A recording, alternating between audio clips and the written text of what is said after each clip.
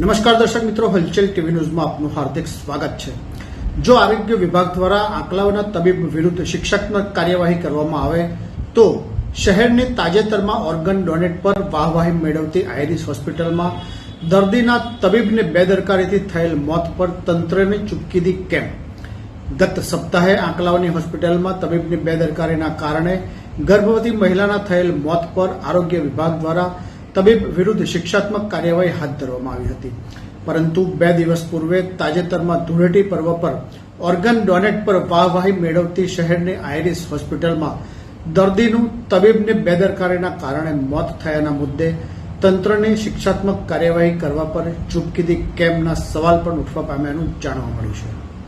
પ્રાપ્ત વિગતો અનુસાર શહેરના લાંભવેલ રોડ ઉપર આવેલી અને ધૂળેટીના પર્વે બ્રેન ડેડના ઓર્ગન ડોનેટ પર વાહવાહી મેળવતી આઈરિસ હોસ્પિટલમાં કઠલાલના દર્દીને પાઇલ્સની તકલીફ ઊભી થતાં ગત 13મી ફેબ્રુઆરીના દાખલ કરવામાં આવ્યા હતા।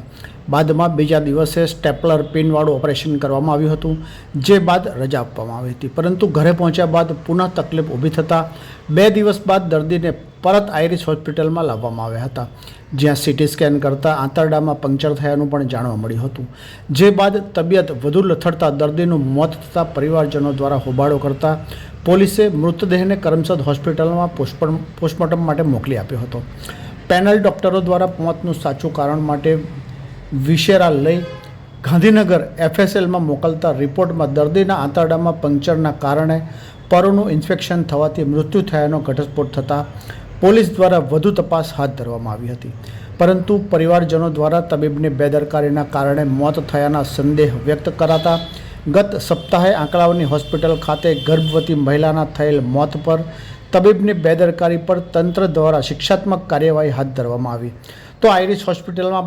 બનેલ બનાવના પગલે કાર્યવાહી કરવા પર તંત્રની ચૂપકીદી કેમના સવાલ પણ ઉઠવા પામ્યાનું જાણવા મળ્યું છે। ये है हलचल टीवी नेटवर्क और आप देख रहे हैं हलचल टीवी न्यूज। हर हलचल पर नजर, हर हलचल की खबर।